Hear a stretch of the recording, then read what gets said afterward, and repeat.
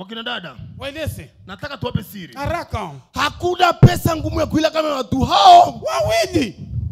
Na hakuna pesa laini kuila kama watu hao. Haraka. Ni Mchaga na Masai. Hakika.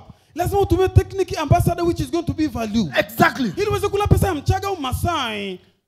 Unapotaka kula pesa ya Masai, hakikisha unamsifia sana. Kabisa. Kwanza ni romantic na anavaa vizuri sana. Hey, exactly. Hakikisha unamsifia Masai mno. Yes, you have to be in love sometimes. Alafu kumbuka kuna sehemu romantic ya Masai kumgusa, lazima achie nyoya. Lazima. Sure. Masai akishauza shamba lake, Imbi.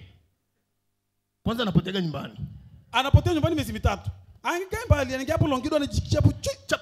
Haraka. Anatulia.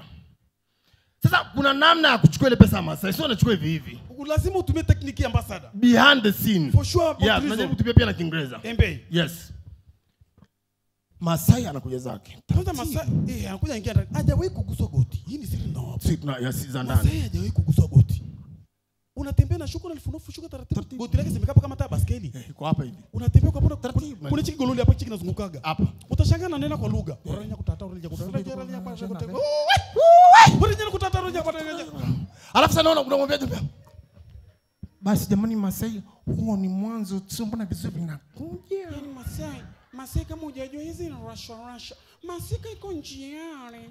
Basi Masai amekaa hapo anataka kifua chake na kina chuchu. Yes. Kama stuli. Yes, hapa hivi. Kiko plain.